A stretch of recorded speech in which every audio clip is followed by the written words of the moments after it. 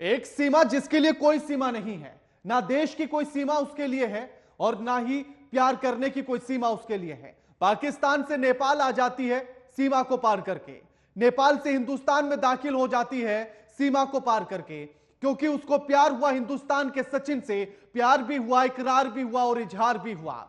और उसके बाद 2 महीने तक हिंदुस्तान में रहती रही, किसी को कानो कान खबर तक नहीं होती है। जब उसकी सूचना मिलती है तो खुफिया एजेंसी उससे पूछताछ करती है और कुछ सवालों के जवाब वो दे भी नहीं पाती है। और जिसके बाद ये सवाल उठने लगा है सीमा को लेकर कि आखिर ये अनसुलझे सवाल कब तक रहेंगे। आखिर सीमा 4 फोन का क्या कर रही थी, एक सिम उसने क्यों तोड़ा, और सीमा सिंध प्रांत में रहते हुए, कराची में शादी होने के बाद, हिंदुस्तान में 2 महीने हुए हैं सिर्फ आए हुए, और उसके बाद फर्राटेदार हिंदी बोलती है और उर्दू का एक शब्द इस्तेमाल नहीं करती। तो क्या बिना ट्रेनिंग के ये सब कुछ संभव है? इसीलिए तमाम सवाल सीमा पर उठने लगे हैं। नमस्कार, मैं आपके साथ के राणा, न्यूज वॉच इंडिया देख रहे हैं आप।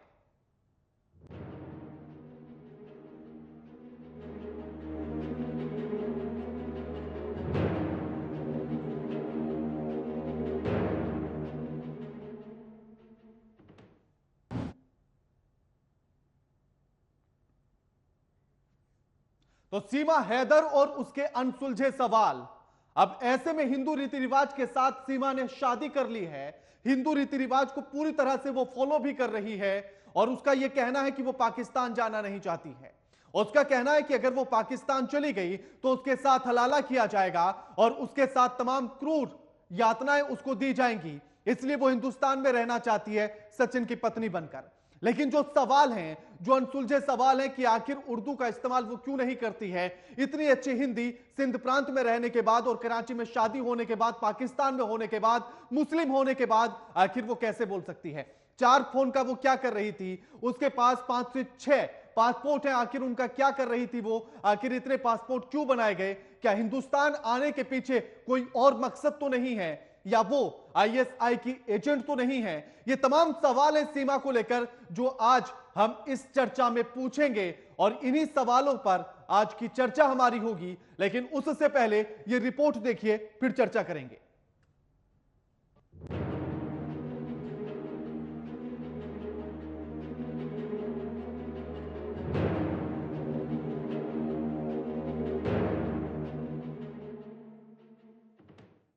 कुछ कहानियां फिल्मी पर्दों पर सुपरहिट रही हैं, खासकर अगर वो भारत और पाकिस्तान से जुड़ी हों। हिना, गदर, वीर जारा जैसी तमाम फिल्मों के किरदार आज भी याद किए जाते हैं। देश की राजधानी दिल्ली से 65 किलोमीटर दूर ग्रेटर नोएडा का गांव रबुपुरा आजकल सुर्खियों में बना हुआ है। हर किसी की नजर पाकिस्तान से आई सीमा हैदर पर लगी हुई है। पाकिस्तान से आई सीमा हैदर की कहानी किसी फिल्मी कहानी की तरह है। सीमा हैदर पाकिस्तान के कराची से होते हुए भारत आई। सीमा के मुताबिक मोबाइल पर खेले जाने वाले गेम पबजी के जरिए वो नोएडा के रहने वाले सचिन के संपर्क में आई। ऑनलाइन गेम खेलने के दौरान ही सचिन और सीमा आपस में बात करने लगे। बात करते करते दोनों में प्यार हो गया।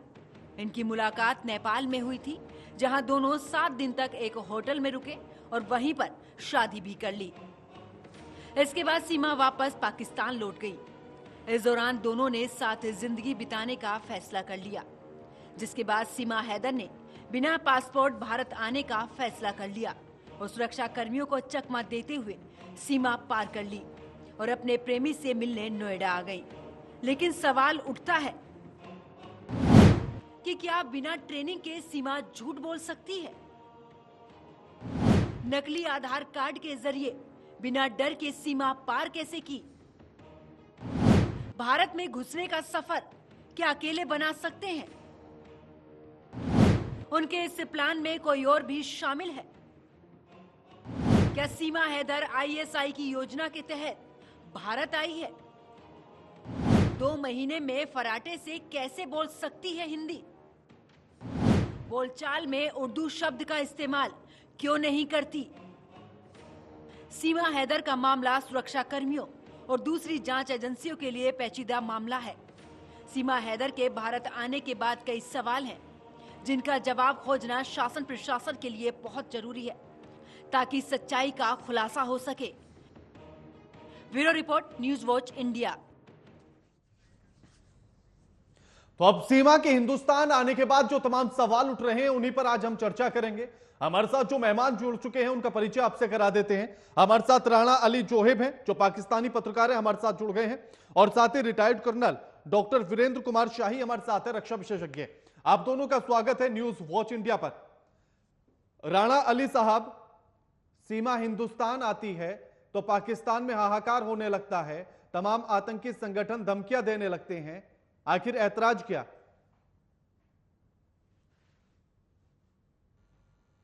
के साहब, सबसे पहले तो मैं आपसे ये देखिए, सीमा जैसे आपने ही ये कहा कि वो पाकिस्तानी है, उसके साथ 4 बच्चे हैं, तो कहीं ना कहीं पे सीमा को लेकर तो शायद हमारी वो इतनी ज्यादा टेंशन ना हो जितनी टेंशन हमें उन 4 बच्चों की है।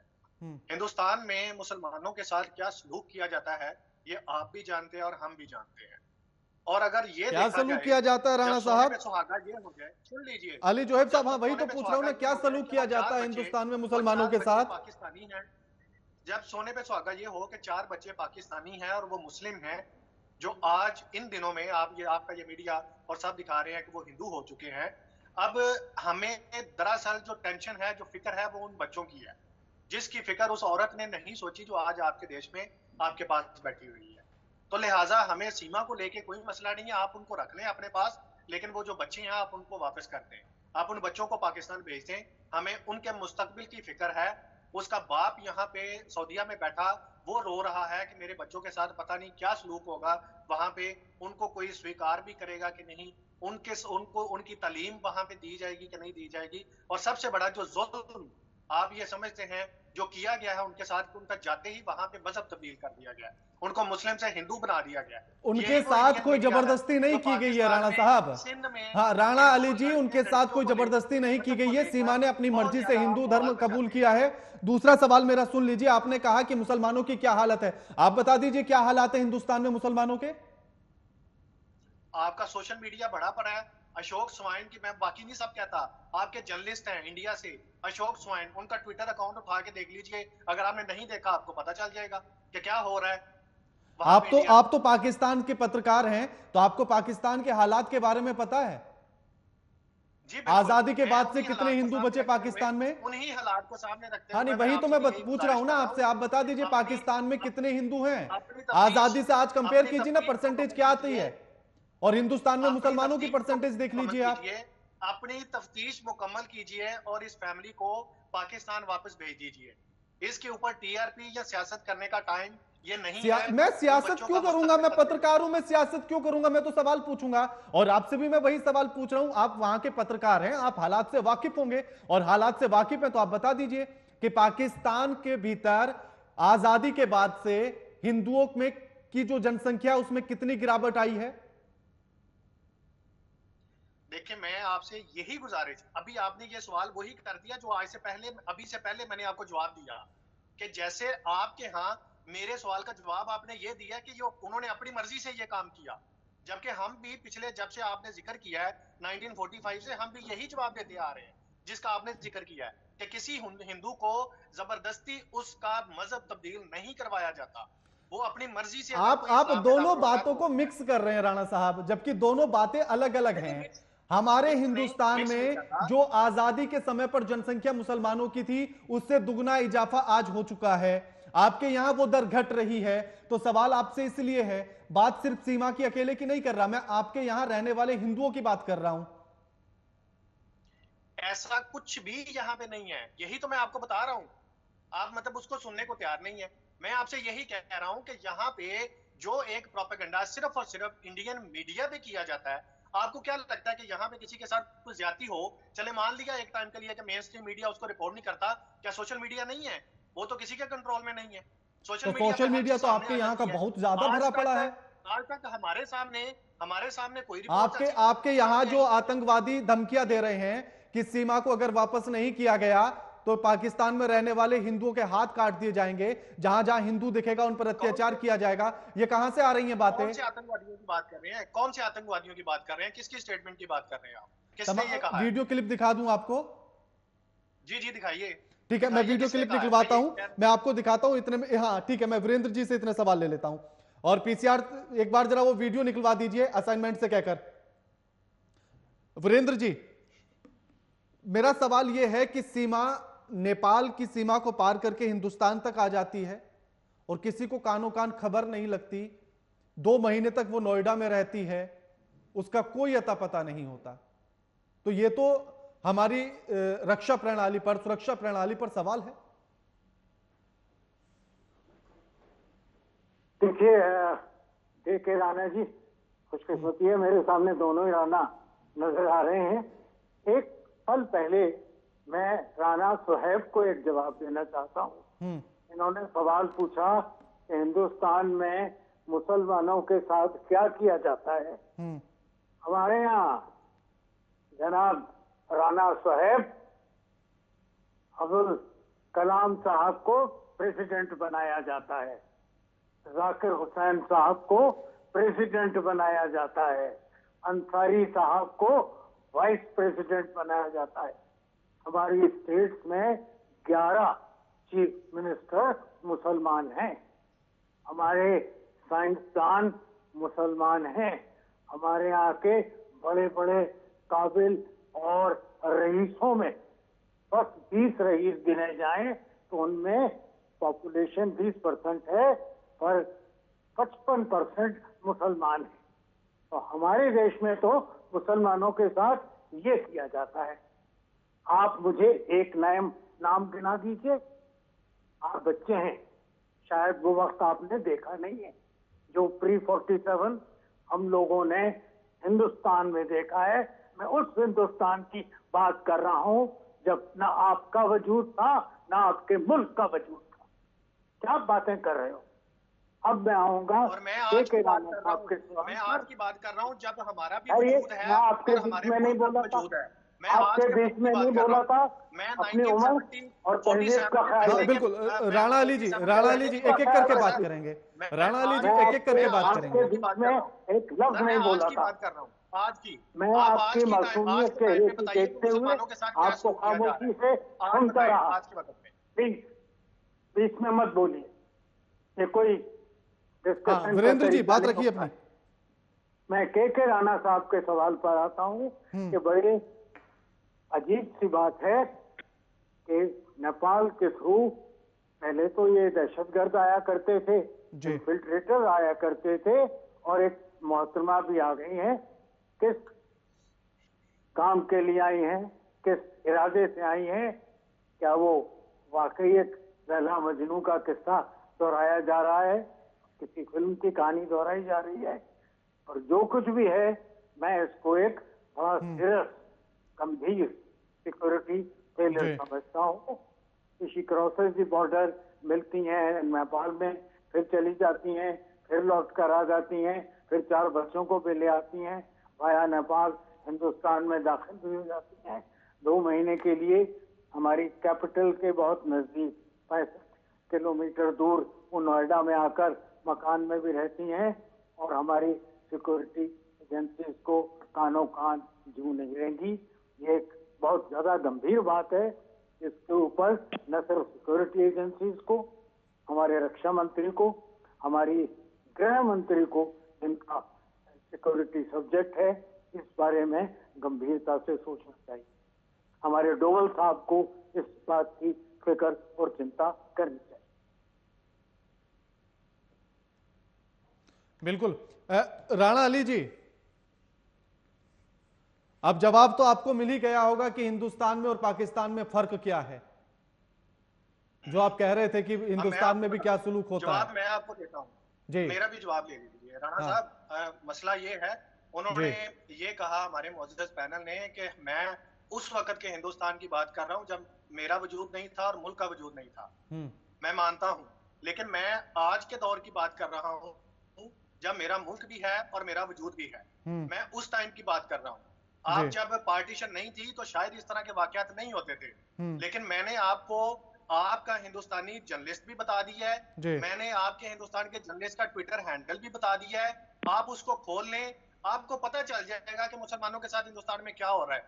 आप कहीं पे उनको पकड़ के आज के हिंदुस्तान में आप ये जो बात कर रहे हैं ना, हमने अब्दुल कलाम को सदर बनाया, हमारे ये सीएम है, ये वक्त जो टाइम बहुत पुराना था। मैं आज 2023-22 की बात कर रहा हूं।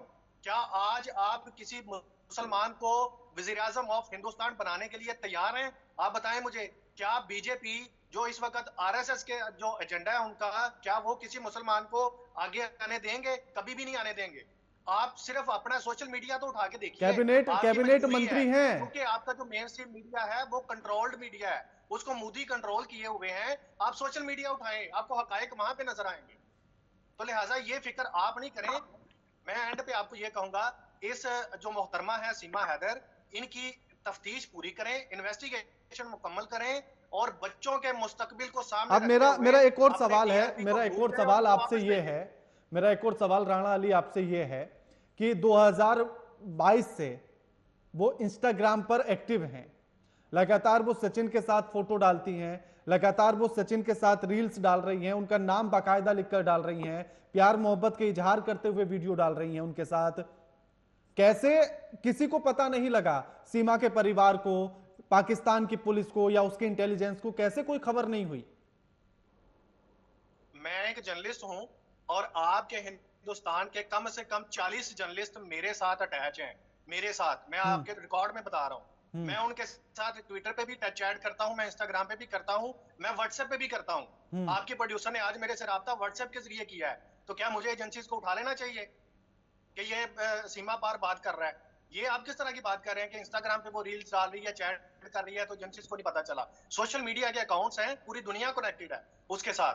तो ये एक बुनियाद किस्म का आपका सवाल है। नहीं, मेरा सवाल ये इसलिए है कि उसका परिवार ये कहता है कि सचिन के साथ उसका कोई ताल्लुकात था या सचिन के साथ उसके कोई रिश्ते थे, इस बारे में हमें कोई जानकारी ही नहीं। अब सोचिए कि उसी के, अगर सीमा ये चीजें डाल रही है 1 साल पहले से, अब तो और ज्यादा हो गया, 1.5 साल हो गया है, 1.5 साल से अगर वो इन चीजों को अपने सोशल मीडिया अकाउंट पर अपलोड कर रही है, तो परिवार को कैसे खबर नहीं है? मेरा ये सवाल इसलिए है। इसका जवाब मैं आपको देता हूं राणा साहब, इसका जवाब ये है कि पूरी दुनिया में बहुत से ऐसे लोग हैं, बहुत से ऐसे लोग हैं बशमूल हमारे यहाँ पे, कि जिन लोगों ने अपने सोशल मीडिया अकाउंट्स तो बना रखे हैं, लेकिन उनकी फैमिलीज को पता नहीं है कि उनके किसी का सोशल मीडिया अकाउंट है कि नहीं है। आप जब तक अपने अकाउंट में किसी अपनी फैमिली मेंबर को ऐड नहीं करते, तब तक आप कैसे जान सकते हैं कि किसी बिल्कुल, का है कि मेरा इसीलिए ये सवाल था। उनका अकाउंट पब्लिक है, प्राइवेट अकाउंट नहीं है उनका। मैं देखिए मैं गुजारिश ये कर रहा हूं, और उनकी कोई बहन है या फ्रेंड है, वो उसमें चीजें दिखाती है, वो उनके साथ जुड़ी हुई है उसमें। मेरे पास तो सारे स्क्रीनशॉट हैं। आप स्क्रीनशॉट की बात कर रहे हैं, हम अकाउंट की बात कर रहे हैं। मैं उसके अकाउंट, आप स्क्रीनशॉट ना देखें, आप उसके डायरेक्ट अकाउंट में चले जाएं। एक टाइम के लिए सीमा को छोड़ दें, आपको इंस्टाग्राम पे हजारों ऐसे अकाउंट मिलेंगे जो ज्वाइंट रील्स बनाते हैं। क्या इंस्टाग्राम पे या टिकटॉक पे ये ऑप्शन मौजूद नहीं है कि आप, एक बंदा इंग्लैंड में बैठा है, दूसरा पाकिस्तान में बैठा है, वो दोनों मिलके अपना एक टिकटॉक रील बना सकते हैं? ये ऑप्शन मौजूद है और दुनिया ये कर रही है। आप मेरा सवाल समझ नहीं रहे हैं। मेरा सवाल इससे नहीं है, मेरा सवाल ये है कि अगर वो अपने सोशल मीडिया अकाउंट पर अपने प्यार का इजहार करती है, मिलने का वादा करती है, फिर कैसे इस बात की खबर नहीं हो रही है? रील बनाना और सोशल मीडिया पर इजहार करना दोनों अलग अलग चीजें हैं। उसकी सबसे बड़ी बात जो ये है ना, वो जो आज तक हम भी यही जान पाए हैं, वो ये है कि उसका शौहर उसके पास नहीं है, वो सऊदी अरब में है। अब एक बंदा जब अपने मुल्क से बाहर किसी दूसरे मुल्क में बैठा हुआ है और इसके ऊपर चेक एंड बैलेंस नहीं है, तो फिर वो जो मर्जी करती फिरे। ठीक है, चलिए मैं आपके ये बात मान लेता हूं, चलिए मैं आपकी बात मान लेता हूं। उसने ये भी बयान दिए यहां आने के बाद कि वो पाकिस्तान नहीं जाना चाहती है, पाकिस्तान गई तो उसके साथ हलाला किया जाएगा, उसके साथ फिर से अत्याचार किया जाएगा, उसका पति उसकी आंखों में मिर्चियां डाल देता था, मारता पीटता था। तो ये अत्याचार होता है। सब ना, ये सब सियासी बयानात हैं जो हिंदुस्तानी मीडिया उसके जुबान में, उसके मुंह में फीड कर रहा है कि आपने, आपसे ये सवाल करेंगे तो आपने ये जवाब देना है। तो लिहाजा ये इस तरह की बात कोई भी नहीं है। वो जब उसका हस्बैंड ही एक सऊदी अरब बैठा हुआ है, उसके पास ही नहीं है, उसके घर में उसके साथ नहीं है, तो कहां पे उसकी आंखों में मिर्चें डाली जा रही हैं और उस पर तशद्दुद किया जा रहा है? 2019 से पहले की बात बताई है ना उसने, ये कि जब वो साथ में था तब उसके साथ इस तरह का अत्याचार किया गया। और एक और विरोधाभास दोनों चीजों में। मैं एक और सवाल आपसे कर लेता हूं, ये नॉर्मल चर्चा चल रही है और सवाल मेरा ये है कि सीमा हैदर कहती है कि उसके साथ शादी की गई वो अरेंज मैरिज थी, जबकि उसके पति गुलाम हैदर कहते हैं कि लव मैरिज की गई थी। इस पर भी आपने भी कुछ पड़ताल की होगी। देखें राणा साहब, मसला ये है कि अब इस वक्त सिचुएशन को समझें आप। सिचुएशन ये है कि वो औरत अपने मुल्क से अपने 4 बच्चों को लेकर दूसरे मुल्क में चली गई है। तो ये आप भी जानते हैं, मैं भी जानता हूं, बीइंग अ जर्नलिस्ट, जब तक हम अपने बयानात को अपने मुल्क के खिलाफ नहीं बात करेंगे तो हमें, आपको अगर वो ये कहती वहां पे, एक छोटा सा सवाल, ये आपके सवाल पे मेरा सवाल है आपसे, अगर वो वहां पे ये कहे कि मुझे मेरे घर में कोई प्रॉब्लम नहीं थी, मेरा शौहर मेरे साथ बहुत खुश था, मैं वहां पे खुशबाश थी, तो भाई तुम्हें प्रॉब्लम क्या हुई, तुम यहाँ पे आई क्यों, तुम लेने क्या आई हो? तो ये वो सब चीजें हैं, टैक्टिक्स हैं, वो बयानात हैं जो इस्तेमाल किए जाते हैं वहां पे स्टे करने के लिए। वो सिर्फ और सिर्फ आपके उस मुल्क में रहने के लिए ये बातें कर रही है कि जी मेरे साथ बड़ा जुल्म हो रहा है, मेरे साथ ज्यादतियां हो रही हैं। ठीक, मैं आपको अब वो वीडियो भी सुनवा देता हूं जिसकी आप बात कर रहे थे कि कौन कौन से वीडियो है, मैं सुनवा दीजिए। मैं एक बार वो वीडियो सुनवा देता हूं। हाँ, एक बार बाइट चला दीजिए जरा।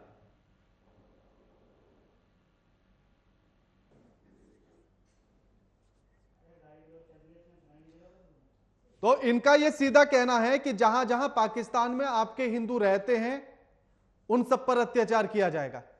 अब तो आपने सुन ही लिया होगा राणा अली साहब। राणा साहब, मेरे शायद कानों में ना आवाज मुझे ये सुनाई नहीं दिया कि उन्होंने अपना तारुफ क्या करवाया है, कि वो कौन लोग हैं, किस तंजीम से उनका ताल्लुक है, ये मैं सुन नहीं पाया। जरा दोबारा चला दीजिएगा प्लीज। ठीक है, मैं आपको पर्सनली व्हाट्सएप करा दूं, आपको पर्सनली व्हाट्सएप करा दूं। नहीं, व्हाट्सएप की बात नहीं है। मैं ये जानना चाह रहा हूँ कि ये लोग कौन है। मुझे तो ये पाकिस्तानी लग ही नहीं रहे हैं जिनकी आप वीडियो चला रहे हैं। अच्छा, फिर पाकिस्तानी कैसे होते हैं? उन्होंने कहीं पे नाम लिया है कि हम पाकिस्तान से बात कर रहे हैं। वो बिल्कुल कह रहे हैं ना कि हमारी बेटी पाकिस्तान की बेटी, वो कह रहे हैं ना हमारे देश पाकिस्तान की लड़की हिंदुस्तान चली गई है, आप उसे वापस कीजिए, और इससे ज्यादा आप क्या लेंगे? राणा साहब, आपके चैनल पे मैं ये कहता हूं कि मैं राणा अली ज़ुहैब, जर्नलिस्ट, लाहौर से मेरा ताल्लुक है। मैं आपसे दरखास्त करता हूं कि जो बीबी गई है अपने बच्चों को लेके उसको वापस कर दीजिए। ये स्टेटमेंट है। मैंने अपनी आइडेंटिटी शो की है, मुझे पता ही नहीं वो वीडियो में कौन लोग हैं। आप एम उसको उठा के पाकिस्तान, तो मैं भी तो वही कह रहा हूं ना, वो लोग खुद कह रहे हैं ना पाकिस्तान से हैं वो लोग खुद अपने आप को पाकिस्तानी बता रहे हैं, तो फिर तो सवाल उठेगा। ठीक है, कह रहा हूं कि वो इंडिया में कहीं पे बैठ के भी तो हो सकते हैं। वाह, ये तर्क अच्छा है आपका। फेस कवर कर लिए, वीडियो बना के छोड़ दी कि जी ये लें हम पाकिस्तानी हैं। ऐसा नहीं होता राज साहब। हाँ ठीक है, पहले पता तो करें। हाँ, नहीं, आप अच्छा कवर कर रहे हैं, आप अच्छा कवर कर रहे हैं वीरेंद्र जी। अब हाँ, राणा सुहेल जी, बहुत महारत है आपकी झूठ बोलने में, बिल्कुल उसी तरह जैसी आपके मुल्क की स्टेट पॉलिसी।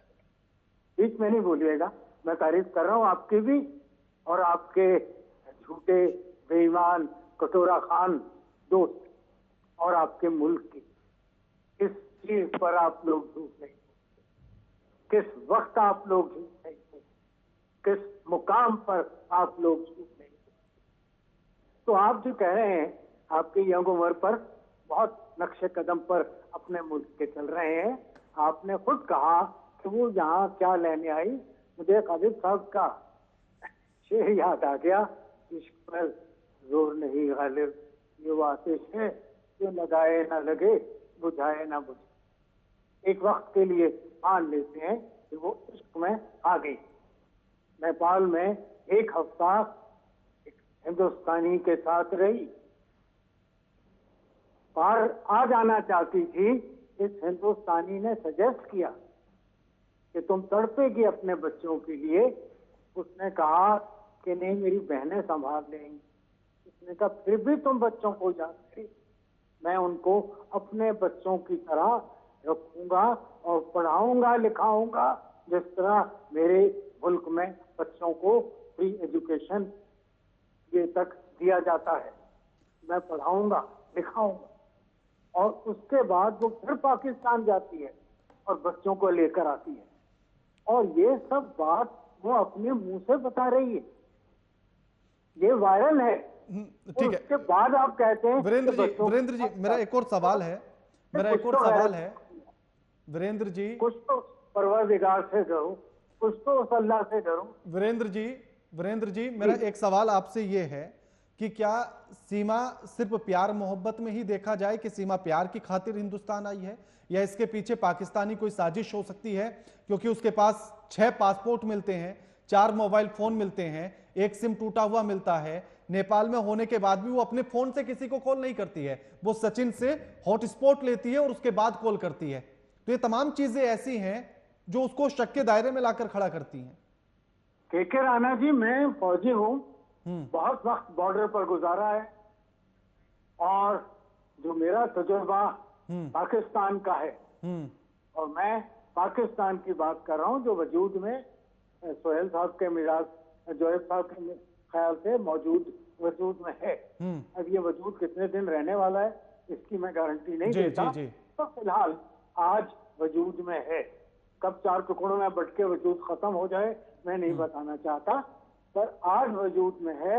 और मुझे पाकिस्तान की तरफ से ये जो वेस्टर्न डिस्टर्बेंस की हवा भी आती है उस पर भी शक रहता था जी, क्योंकि इनके यहाँ झूठ, मक्कारी, बेईमानी, दगाबाजी, धोखा एक स्टेट पॉलिसी है, हमेशा होता आया है। और सिक्योरिटी एजेंसीज को इस मोहब्बत के एक ठीक किस्से को सुनकर, एक मोहब्बत की कहानी को सुनकर, एक इश्क और प्यार का एक किस्सा बनाकर कंडेम नहीं करना चाहिए। बिल्कुल पूरी तौर पर बिल्कुल राणा साहब, समय बड़ा कम है और आपसे एक सवाल मेरा ये है कि पैदा करती हैं कि 6 पासपोर्ट अगर वो बनवा लेती है, क्या तब भी किसी को शक नहीं होता है? तब भी पता नहीं लगता है? हमेशा हमें धोखा दिया है राणा साहब, 6 पासपोर्ट सीमा बनवा लेती है अपने, तो क्या तब भी किसी को शक नहीं होता है कि 6 पासपोर्ट क्यों बनवाए जा रहे हैं?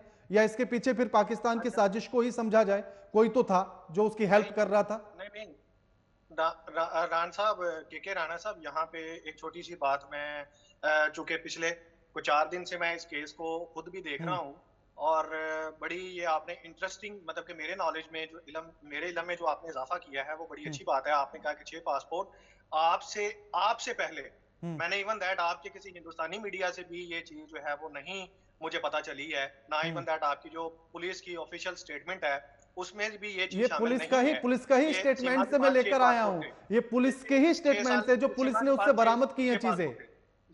ये एक लहरा टॉपिक है। मैं आपसे छोटी सी सिर्फ यही कह देता हूं कि आपको ये 6 पासपोर्ट है ना अगर उसके पास, तो फिर आपको जरा ज्यादा सावधानी बरतनी चाहिए आपके सिक्योरिटी एजेंसीज को। इसको मजीद डीपली इन्वेस्टिगेट करना चाहिए और फिर इसको अपने पास रखने की गलती ना कीजिएगा। हो सकता है कि ये वाकई आपके लिए नहीं, तो इसीलिए मेरे सारे सवाल उसको शक के घेरे में ही खड़ा करने वाले हैं, उसके समर्थन में नहीं है सीमा के। मैं तो उसको शक के घेरे में ही खड़ा कर रहा हूं पहली इस डिबेट की शुरुआत से ही। जी बिल्कुल, मैं यही गुजारिश आपसे कर रहा हूं कि आप उसको हमदर्दी ना दिखाएं उसके साथ, उसको वापस करें, उसको वापस भेजें जहां पे वो है। नहीं, वापस तो तभी भेजेंगे ना, पहले जांच पड़ताल करेंगे ना। आप तो तुरंत बुला रहे हैं, मतलब इसका मतलब साजिश है कि भाई साजिश पकड़ी जाए, इससे पहले आप भेज दीजिए, जो आप जांच करने दीजिए ना हमें भी। ठीक है, शुक्रिया आप दोनों का हमारे साथ इस चर्चा में शामिल होने के लिए। लेकिन सवालों के घेरे में सीमा अभी भी है और जो तमाम सवाल हैं उन पर जांच करने की जरूरत है, कड़ी पूछताछ करने की जरूरत है। और ऐसे में क्या सीमा आईएसआई की एजेंट भी हो सकती है? क्योंकि तमाम ऐसे सबूत है कि 6 पासपोर्ट आखिर क्यों उसके पास मिले, 4 फोन का आखिर वो क्या कर रही थी, पाकिस्तान की जिस जगह पर वो रहती थी वो बेहद ही निचले स्तर की जगह थी। अब ऐसे में वो ये भी बताती है कि 12 लाख रुपए उसके पास थे, तो 12 लाख रुपए उसके पास कहां से आए? 6 पासपोर्ट बनाने में उसकी किसने हेल्प की? क्योंकि वो अपने आप को 5वीं पास बताती है। तो फिर ये तमाम ऐसे सवाल हैं जो उसे शक के घेरे में लाकर खड़ा करते हैं। इस कार्यक्रम में फिलहाल इतना ही। न्यूज वॉच इंडिया देखते रहिए। नमस्कार।